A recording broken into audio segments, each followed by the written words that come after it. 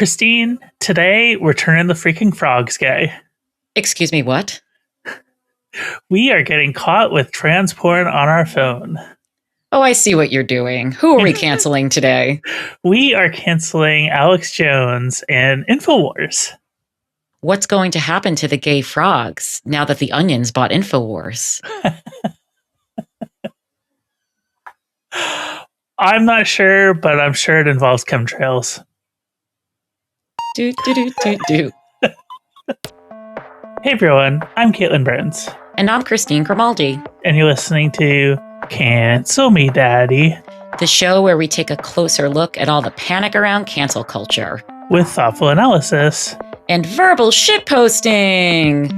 Christine, it's been a minute. Like our last episode, we recorded a week early. This one, we're like a week later than usual. So I feel like I haven't seen your face in forever. I know, it's nice to be reunited.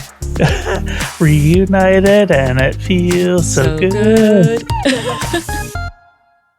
I'm very excited about today's episode. Me too. We have the one and only Ben Collins, otherwise known as Tim Onion, which is his infamous display name on Blue Sky and I think Twitter, back to the Twitter days, possibly.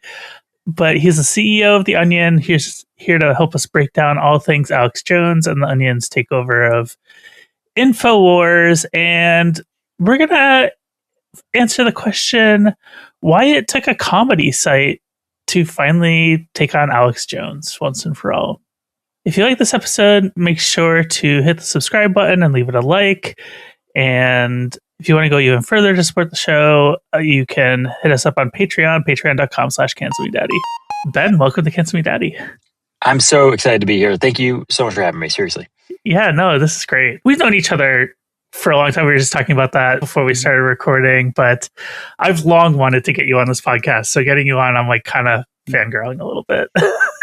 No, it's one of my, I don't really listen to podcasts that touch on the news, and I do listen to this podcast. So I'm, Whoa. Yeah, I know. I listen to NBA salary cap podcasts and this and a little bit of Pablo Torre. Yeah. Well, we've had the Marvel Extended Universe of The Onion on this podcast. That's true. Oh, interesting.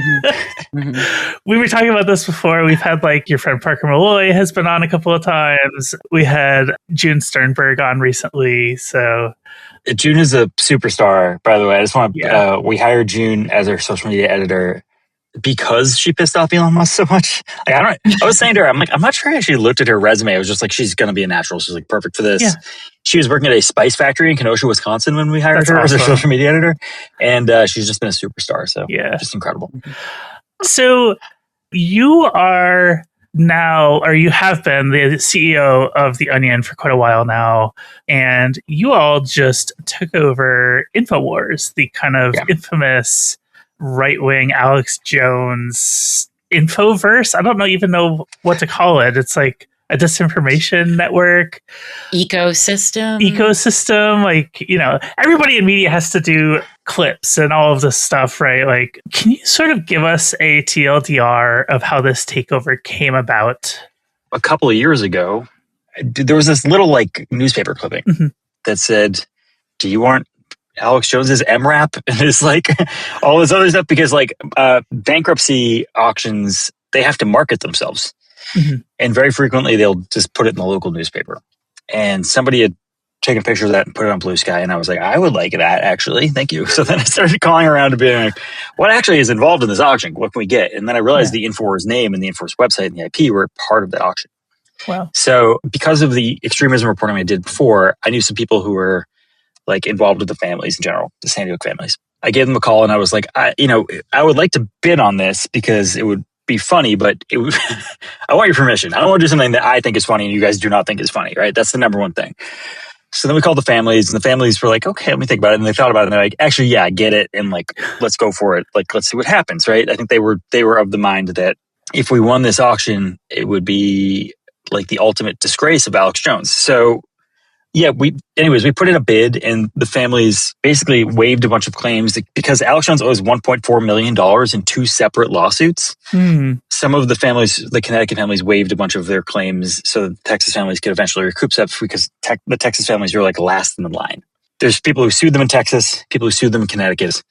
The people in Connecticut want a lot more money because there's a lot more people involved.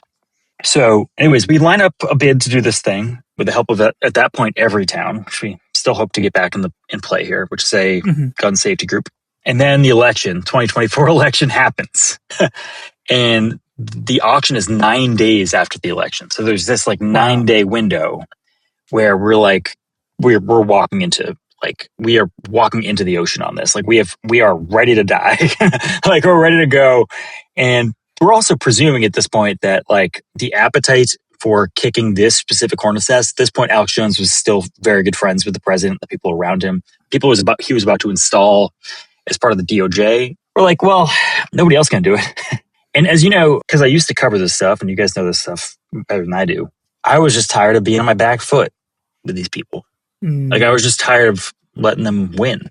Like they just took over the media by just sheer force of like complete bullshit, crypto money, VC money backing products that no one actually likes. And that's why they pivoted to taking over things like CBS and TikTok and all these things, because they just have to purchase clout and credibility. So I was like, well, why not do the inverse, basically? The Onion's supposed to be making fun of the dominant form of media. And as much as these people pretend to be, the outsider, whatever, they're in every lever of power. They have everything. And yet they're still pretending like they're being persecuted. So let's just see what happens. So we put in our bid and it won. And Alex Jones didn't even know that we were bid. Alex Jones, when we won, didn't even know what the Onion was. Like he had no idea. He had never heard of it, which is very funny. Shows you like what weird silo he's in. That, like, to me, that was just hilarious. And then the court got spooked. Like they wound it all back. They were like, none of this mattered. Just go back, go figure it out in state court. Oh, wow. Which we still don't fully understand. Nobody knows what happened. It was weird. Yeah. Go talk to a lawyer about it. They will be like, I don't know what happened here either. And that's just the way it is. So then we waited for 17 months while we waited for a process, and we realized that wasn't going to happen. And what we learned recently is that Alex Jones is just going to depreciate the assets so he could buy it back from his landlord for a couple bucks. And we didn't want that to happen. There was a state-appointed receiver, basically, who was in charge of all the assets, the InfoWars assets. And we told him, look, we'll take over all this stuff so you can eventually sell it if you allow us to lease the IP. And he said yes. 24 hours before we go out to the court put in an emergency stay to make sure it couldn't get through immediately. But that's where we are right now. We're ready to take over at any moment. We have a deal with the receiver. The families back it. We're ready to roll. And the second we can take over InfoWars.com, the second this court allows us to start paying these families, we're going to start doing that. And do you have like a time frame for when you expect that to come down?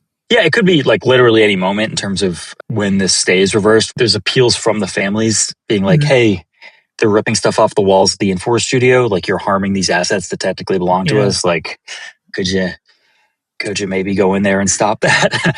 So at any moment that stay could be reversed. And when that stay is reversed, we'll go into court and try to take it over. That is such an amazing story. Like, why the Onion for this? I think is what everybody's wondering. Yeah. Well, first of all, no one else is going to do it. It's not even a distressed asset. It's a cursed asset. It's like bidding on a cursed amulet that says cursed amulet on the top of it. Like, why the fuck would you do this? And like after 17 months of living with this, I can tell you, I don't know. But the real answer is like, no one else was going to do the right thing for these families. It moves us into a space where we just need to start making fun of these fucking people. Like, they're so annoying, and they are power. Like, all of these people believe this shit. Like, Sergey Brin, the Google co-founder, is now dating a gut microbiology, like, woo influencer person. Oh my God. And he's now on the far right. So like, they're all funneling this shit into themselves through Instagram, and nobody's making fun of these people. Yeah. So we are the best in the world at making fun of the new thing that's the problem. So we have to be able to do that. And that's why we hired Tim Heidecker, because he's already he's dipped his toe in each of these things. He's done like a 14-hour-long Joe Rogan parody that doesn't say anything at all. Like, he's just like the best at this. Yeah. So we want to be able to like empower those people. And then as that joke gets old, as these people evolve into being the dunces of society that they were for the entirety of American life until 5 years ago. Yeah. Until that, we're going to make fun of them. But then we're going to evolve into like a bigger comedy platform, a bigger universe where weirdos can do stuff again. not in a weird way, not a bad way. Good weirdos. Remember when weirdos were good? I too, yeah. Yeah. It was before 9/11. It was before 9/11, unfortunately. Can you tell us a little bit about your background as a extremism reporter inside the mainstream media and kind of how it led you to today? You said that Alex Jones kind of exists in a silo, but then again, like that silo's been broken open and so many people have come out of it and are in positions of power in the government or otherwise influencing other people with power. Yeah, he exists in a silo, but you can peer into his silo very easily. And the world has done that, right? That's the number one thing that has changed recently is that the craziest, the loudest, the most extreme thought wins. There's actually some really good research that I only know of because of my previous job. There's a woman named Becca Lewis, who is one of the best, I guess, I'm assuming that she's changed her title to like information studies or something because using the word disinformation is like against the law now because of DEI shit, whatever the fuck. Right. Crazy. Anyways, she did a long story because of his bankruptcy, his month by month or even day by day sales of all of his supplements and bullshit that he sells. She was able to tie that directly to the stuff he was talking about on InfoWars the day before or that day to see what like made things pop. And like there were a couple of topic-based things, like immigration was a big thing, trans rights was a big thing that they would scream about. But the number one actual variable for what would drive more sales was volume, like him getting louder. Oh, wow. Him screaming was the number one thing that drove more sales. And what, like, obviously it's easier for him to scream about immigrants or whatever. So that also helps. So compounding factors. We live in a world where volume work, like just being louder, being angry or being more upset is verifiably, academically, statistically the thing that works. And when you're this like muted in this like, I don't know, flaccid way that the news presents itself of just like, and it could be this thing or it could be that thing. Yeah. You're just going to get fucking demolished. And that's just clearly what happened in the news. And they got run over by this steam truck of loud things that allows people to purchase a bunch of supplements and make people really rich based on volume. I mean, obviously, like the Alex Joneses of the world, like the prototype for him is the old AM radio conservative, like shock jock, right? Like the Rush Limbaughs. And I think I've told this story on the show before, but my first job out of college was selling advertising for a right-wing AM radio station. I am not proud of it. It was also the local Red Sox affiliate, and that's really why I was there. I went to school for sport management. Was it WEI? What was it? I did sell for WEI for a while, but that was not my first job. No, it was WHYN in Springfield. Okay. And then EEI expanded into the Springfield market, and I went to work for them. I had the worst boss of my entire life there. Makes sense. And then I ended up in Portland, Maine, where I also sold for WEEI again. Anyway, don't send me hate mail. I promise I'm reformed. I even have a new gender. But I'm wondering if the correlation with volume of him yelling about things is correlated with being on a second screen. Because like when I'm working in the morning, I have YouTube on my other screen and I'm watching things, you know, the occasional, again, please don't hate me, Hassan Piker clip will come on. And I look over when he starts yelling about something, right? It's like human nature to look when somebody's yelling. If somebody's yelling on the street too. And he's got the soundboard, right? Yeah. Mm-hmm. So I'm wondering if that, and again, you don't have to necessarily answer this, but like it makes sense to me intuitively that getting louder would increase sales because it's like he yells, you look, and then he sells you something. Yeah, Rush Limbaugh is the original second screen screamer guy because the first screen was the front of your car, right? Driving down the fucking highway. Mm-hmm. I always like I grew up in a Republican family and like I love my dad dearly, and I always just say like he would get more Republican the longer the commute was because like, he would either listen to NPR and drive into a fucking tree and die on impact, or he would listen to Rush Limbaugh and get super upset and then come home and like, but either way, he had to feed his fucking family, and like the way to keep him alive was to get the blood boiling, and that's just true across all of America. By the way, no one is a nerd to this. Like I listen to baseball podcasts to fall asleep because nothing happens on them. Like that's just true.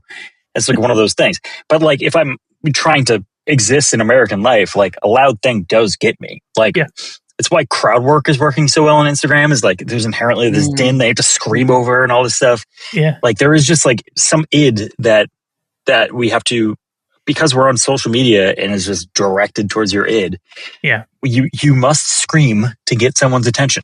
We're getting into the screaming business with this in some way, hopefully artfully, so we can drag people back to, a quieter place, which is the newspaper. Was it always like this when you were reporting? Has this evolved over the years, like strategically? Definitely got worse. I mean, like, I think you guys all think this, right? Like, this shit is, it's just so bad now. It's so annoying. Like, everything is just worse. I know, like, gentrification, everything else, but like, everything is worse. Food is worse. Everything is worse. And it's because of these people. Let's just be real. Yeah. Like, food is worse. Comedy is probably, the last few years have been like the lowest point of everything. Everything is just really bad. And it's because they are, no one is taking the time to make quality anything. And the second you make quality stuff, people like really rally around it. That's what we've seen in the last few weeks more than anything, is that people assume that if the Onion is involved in taking this thing over, it would be replaced by something that's thoughtful.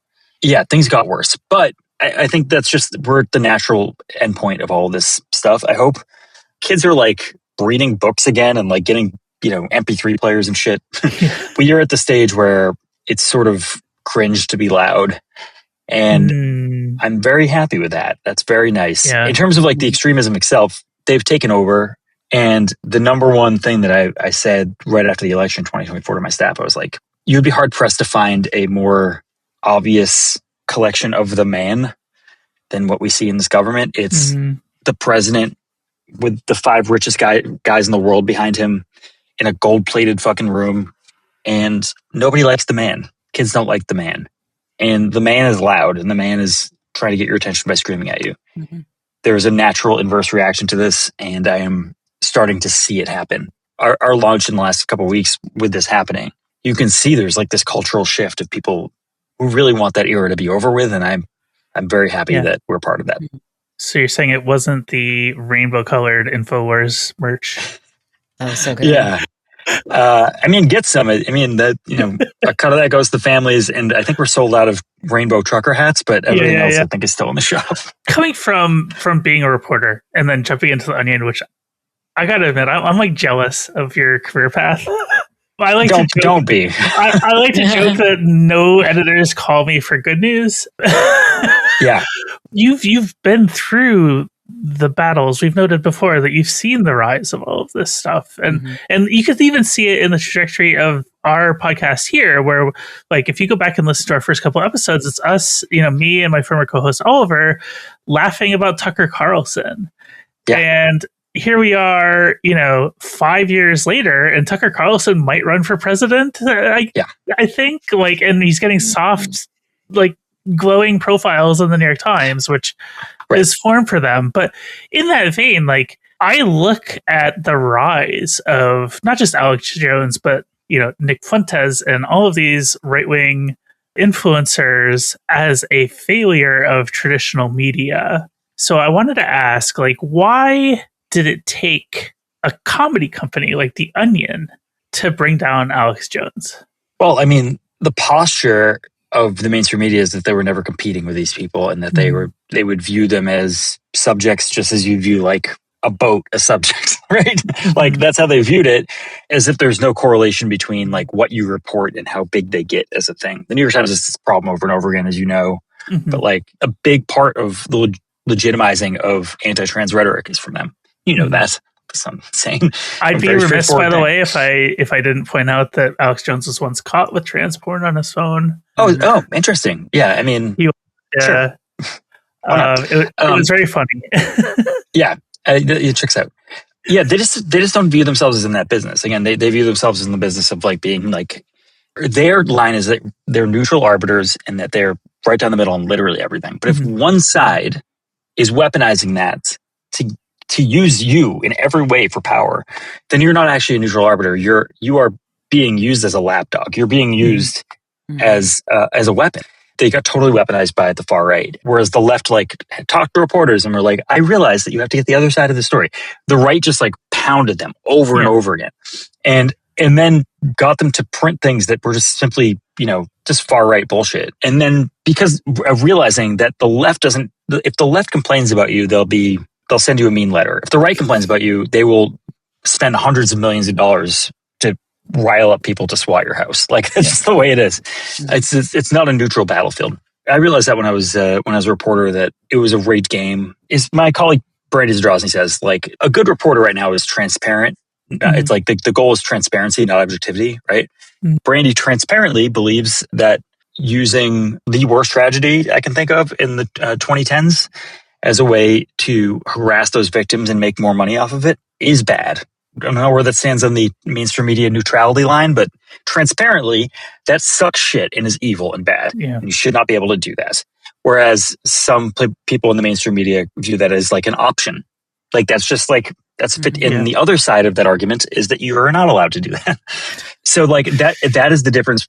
What I realized too is that I didn't want to participate in that sort of ecosystem anymore. Yeah. It's not the way I want to live. And because of that, there's no one else going on offense on the other side. And I wanted some modicum of offense. And this is maybe too much offense. we went really hard on this one. Sure. It's a big swing, and the world got it. And like the world will reward offense, right? The sane world, 80-90% of people have completely got behind us in this thing. We're a tiny little company. And they're like, just go, keep doing this thing. And I wish other people took this as a rallying cry, because most people don't like what's going on. Most people don't like this bullshit. They just want some people doing, some Remember the Alamo shit here. And that's what we're doing. So much of the mainstream media treats this stuff as like thought exercises. Yes. And I just remember, did you ever cover Pizzagate when you were an extremism reporter? So I left Comet about 10 minutes before the shooter got there. I was with two journalism friends. One had her 2 kids there. And we were just drinking beers and having pizza and having a really great time. And they left to catch the bus. We kept pushing it back later and later, but they left to catch the bus. I went next door to the bookstore. I heard sirens as I was leaving to go home. And then an hour later, you open Twitter and it's like all hell is broken loose. And so to me, it's like, it's a close call that I remember, but this isn't just something that you talk about and that there's not a consequence, right? Like, just like for these Sandy Hook families, like this wasn't just Alex Jones getting on his podcast spewing hate. It was hate that really had consequences for their lives. Yeah. And also he sent people up to Newtown to go to board meetings and harass these families. Right. Some of these families had to move entirely. Some of them like defiled their graves. It was a really horrific situation. And it's because he was working under what he thought was like, this is all speech, defiling people's graves and sending emails about it, trailing people around saying that your kids aren't actually dead. That's just straight up old fashioned harassment. That's just fucking what it is. It's not even close. And he just kept getting away. And then he monetized the harassment, which is even worse than anything that I can think of. And because it was viewed as a 50-50 ball by at least some of the press, and because he was lionized, Alex Jones, by some of the press, people like Marjorie Taylor Greene, who like even this weekend was backing up Alex Jones. The inherent violence baked into that is what got reporters to just take the side effectively of fascists. I couldn't abide that anymore. It just didn't make any sense to me as a person who lives once to think that that is the ultimate way of doing business. I just don't agree with that. Do you think, and this is a question I really debated since the first Trump administration, do people like Alex Jones believe their own bullshit, or are they just selling it to other people to profit off of it? I think he just takes the opposite of any available thing, but like he can see dollar signs as well, right?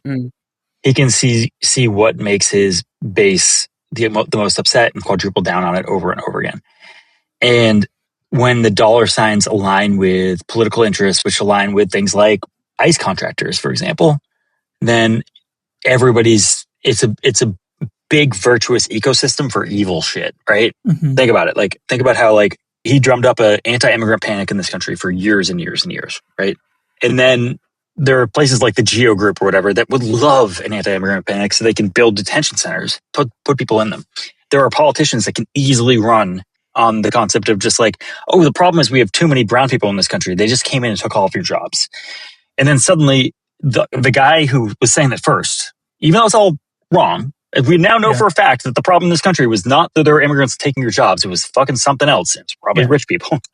Like the guy who was originally right about that, in their eyes, they go back to that. They go back to that person who said that, for example, Alex Jones was once sued by Chobani, the yogurt company, for saying that they brought in immigrant workers to Idaho and they were giving everyone tuberculosis. And they settled. Chobani just settled. But like, that's the kind of shit that he would say constantly. Mm-hmm. And once he sees that that sort of thing has purchased, not just among his audience, but among special interests, among politicians, and like other places where he will be validated, he will quadruple down on that. And that's what happened with literally the business of school shooter, false flag media that he created. He created a business out of that. So like that whole ecosystem should, in my opinion, just should not fucking exist. Like, I just don't, I don't think it should exist in a polite society. I think there should be some sort of regulation around that. We have regulations around like how fast you can go on the highway. I think you should have regulations around the ability to monetize the deaths of children in that way. I think that's totally reasonable and thing to do. But yeah, I wish people realized that this was a business. But what we're planning to do in the future with this will prove that. But it will prove that in I think what we've already done has done that as well. I want to get to your plans for the future with this in a second, but I do have to ask. Like, I'm with you on the you shouldn't be able to monetize children's deaths thing, right? But like at the same time, we do exist in a country that protects speech. So like, I'm curious how, in your mind, how would you balance those competing interests? Yeah, I think the second you can draw that line between, a guy making millions of dollars in by the way, it is in transcripts that shows this, that when he talked about Sandy Hook, he would make more money. This is a business problem and not a speech problem.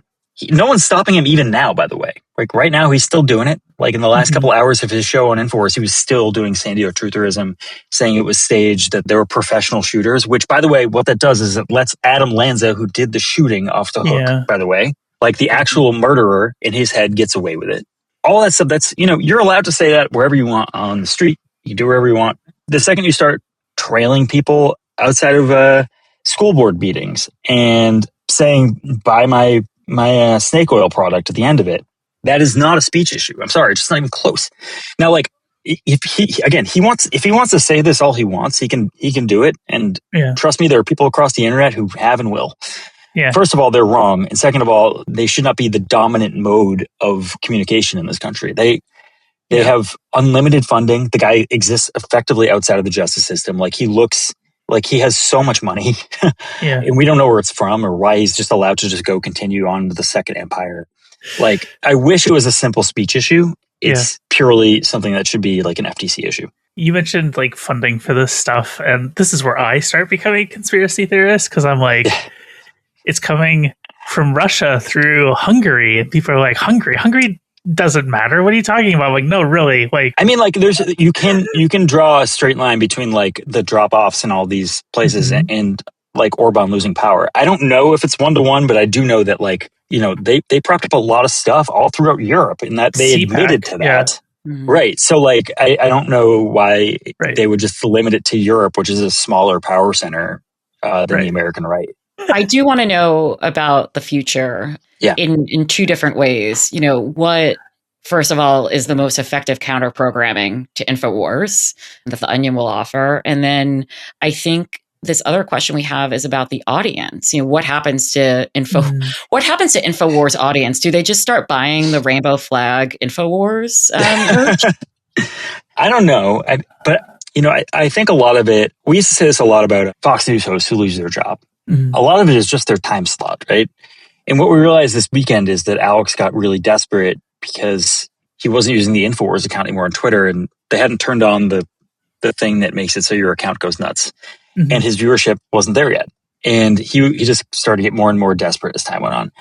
So we're hoping that he does fade out, and people just, when they get back from their wellness retreat in 6 months, they go to InfoWars.com and see somebody else. And like, I don't know, by some miracle, maybe they'll find this funny.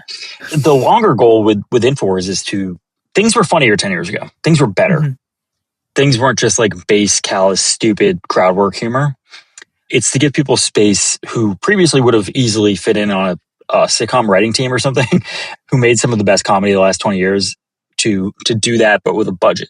And we already have some good folks in mind. We want to build a universe. We want to build a world with some characters and ideas and people where they can explore bigger funnier ideas. Mhm. And the transition won't happen like overnight. It will obviously start with some parodies and some stuff. I'm really excited for the very first thing we have planned that I can't even talk about. It will devolve into like a much wider world of giving people who maybe lost their job because of the fires in LA or because the pandemic messed with everything, or the writer's strike when they came back, their wages were halved or something, or they were cut up because of AI. Maybe just give them some space to get their Instagram going because we know they're funny and they just need a chance.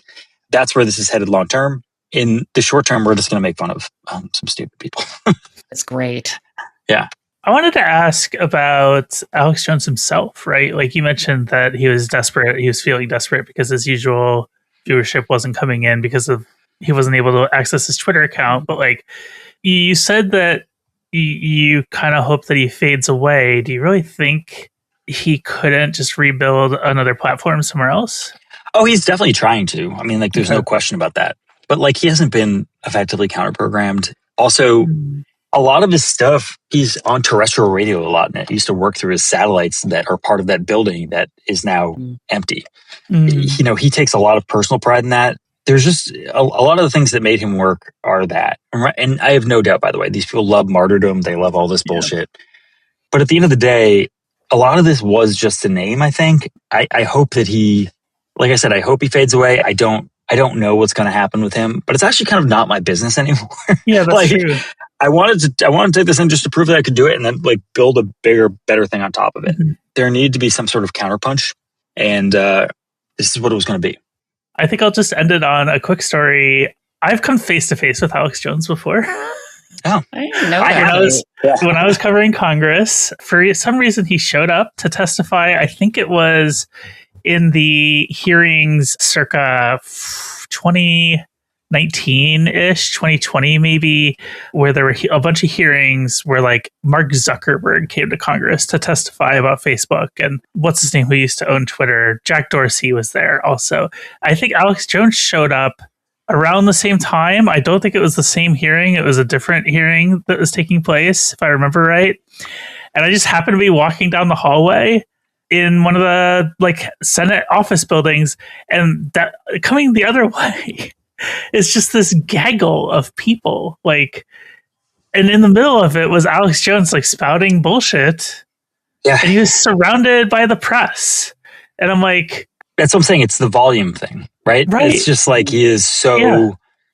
It's not even that he's enigmatic. It's just that he's loud and he says crazy shit, and like that's never going to stop being a thing. But we can be loud and say crazy shit, and it can be fun and not just evil. I always said that, like, the vibe that I got from Tim's first broadcast was like, oh, it's like national public access. That's the vibe that I got from it. And public access used to be weird and fun and good, right? I used to love public access. Like, one of my favorite things in the world is a show called Let's Paint TV. It's still going on YouTube, but it's a guy who is on a treadmill and he paints something, and then he does a third activity and he takes phone calls. So like, third activity is like blending drinks, or like, and he's on a treadmill the entire time, and he takes phone calls, and the phone calls are just people just screaming at him, just absolutely fucking laying into him for no reason. And I'm like, I haven't seen something this good. And this used to happen all the time because there was nothing else to do in the 90s, right? That's what public access used to mean, right? Just why, like, the weirdest guy in your town would have half an hour to do the stupidest shit in the world. And then it got weaponized and made evil. And I just want that back. Like, we deserve to have all that back. And I want to make sure that people get that we can, I don't know, I want people to take risks again in favor of good things. Yeah. It feels like people only take risks to like build up a crypto account or like, you know, start a hedge fund or something. Like, no, do stupid shit just to do it. That's the fucking actual American way that I thought was happening. Speaking of which, go to patreon.com/cancelmedaddy. No, it's good. Making good shit here. Ben, this has been a great conversation. I'm so thankful that you were able to come on. Usually this is the part where we ask people to plug something. So I don't know. Do you want to share your socials or anything in particular at The Onion that you do want to promote that you can't talk about? Please sign up for The Onion itself. It pays for most of the ship here. Membership.theonion.com. You'll get physical Onion in the mail. We are the 6th largest newspaper in the United States, which is very funny to say, but it is true. Or nipping at the heels of the Washington Post. We don't know their public numbers, so we might be bigger than them. Please, as a bid, if not just to fuck Jeff Bezos, please go sign up for The Onion at membership.theonion.com. And it'll help us pay for some future InfoWars programming as well. So thank you. Thanks, bud. Thanks. Cool. Awesome. Thanks, guys. Christine, are you ready for out of context cancellations? I sure am, Kate. It's been a while since we did this because I think last episode we skipped it because our episode is running long. Mm-hmm. So let's get into it. This first one I submitted. Very sad day. The feline producer, co-producer of the podcast, my cat Samwise, sadly passed away a couple weeks ago. So we are canceling pets dying. I wrote a piece actually about it for the Fly Trap. We'll link in the show notes. It's a free article, so you can go ahead and read all about that there and how he saved my life. But yeah, very sad day over here at Cancel Me Daddy headquarters. Yeah, I'm so sorry, Kate. It's okay. It is a really beautiful piece you wrote. Thank you. Thank you. It was always a thrill seeing him wander into the background of my shot in particular. Very distinctive fur. Yeah, I don't have to vacuum as often now that he's not shedding everywhere. No. Okay. I'm tearing up a little bit. Let me compose myself. We are canceling whoever decided that a short video should start again after you finish it. Oh, yeah. Cancel that. I actually like it. No, I don't want to see it again. But I don't always process everything the first time. So you need that reminder? Yeah. Mm-hmm. Although it's really annoying when you're watching like YouTube shorts, which I do from time to time at my desk, and then I have to get up and go into the kitchen to get something, and then the short keeps playing. Yeah, I just want to be in control of what I watch when I watch it. Yeah. Next, we're canceling audio processing issues, which I would like especially to do because, we're primarily an audio show. Yes. And I want everybody to enjoy the canceling, the cancellation of it all.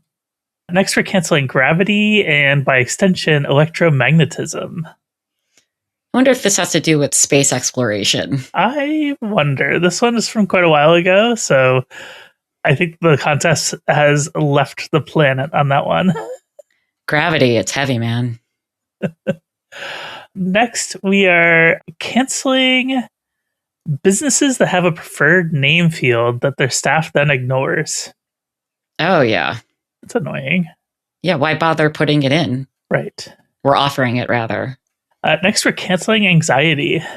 It's like an eternal cancellation on this show. Yeah, well, when one lives with it every day. Next, we're canceling one nostril working fine and the other one being stopped up. I felt that this morning, waking up. I think we went out to Kansas City for a wedding, and I think I was extra allergic to the grass there. Yeah. Well, it is pollen season here where I live, so the runny nose, which listeners might be hearing a little bit from time to time as I sniff my way through pollen season, is not fun. Also, I would like to cancel my neighbor doing construction while we record this episode. So if you've been hearing background noises, that's probably what it is. My bad. We'll try to edit that out, but don't know. We're canceling podcast ads that come up just as y'all are pausing to talk about OpenAI business and making me think you're playing a clip. That's super specific to it is our very recent specific. episode. That's maybe too much context for this segment, but I thought it was too funny not to include. It's really good. Cancel having a broken dishwasher. Oh, God, that would be my nightmare. I really hate washing dishes, and I love the dishwasher more than anything. More than any other appliance in the house. Yeah. I wouldn't know what to do without my dishwasher. I have one of those countertop dishwashers because I live in an apartment that doesn't have a dishwasher, and that thing saves me so much work. Yeah. Cancel fitness people who claim to promote accessibility, and then and ableist, toxic, positive bullying. Yeah, that's annoying. Yeah. Just the whole influencer sphere. It's really not great. I mean, I'm saying this as a bigger person who has been losing weight, but I don't follow fitness advice for any of it. I mean, I was an athlete and I understand how to change my body, but I just can't stand the entire like fitness influencer sphere. It's all annoying to me. It's very much a yes and culture and just seems designed to make people feel bad about themselves. To sell a product. Mm-hmm. And the product is your body. Yeah. I've been on a big like Dr. Mike YouTube kick lately. Do you know who Dr. Mike is? No. He's like this famous YouTuber, I guess, who tries to tackle online medical misinformation in a way. Mm-hmm. I'd actually love to get him on the show sometime. Mm-hmm. We might be too small for him.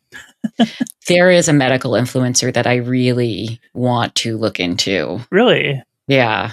Her name is the Glucose Goddess. Oh. Yeah. She has something like 6 million followers, and she talks about how to eat and the order in which to eat. And I mean, maybe there's some science to those things from like an actual scientist. I don't know. But then she had a bunch of information about birth and what you need to eat during your pregnancy to make sure that your future baby is healthy for the rest of their life. And it just seemed like so incredibly ableist and shaming and just also like untrue. And it made me want to do a really deep dive into the Glucose Goddess. Yeah. There's so much disinformation out there. Mm-hmm. Cancel migraine-inducing photo insensitivity. Oh, yeah. Photosensitivity, sorry. Well, it's insensitive of the photos. Right. Mm-hmm. I don't think that's how it works. Yeah. Cancel, I think we kind of got this one earlier, but we're doing it again. Cancel grass pollen. Oh, God, yes. I'm telling you, there was something about the prairie grasses that were even worse than DC. Yeah. Maybe I'm used to all the smog out here. And we do have one audio submission. Mm-hmm. Hi, Cancel Me Daddy. Today, we're canceling public hiking trails with private entrances. It's a little bit bullshit. Yeah, that's a little bit bullshit. How else are you going to get on the trail if it's not public entrance? Right. No one's private helicoptering in. Yeah. That reminds me of there's a long running like series of lawsuits in Maine over who controls the beaches.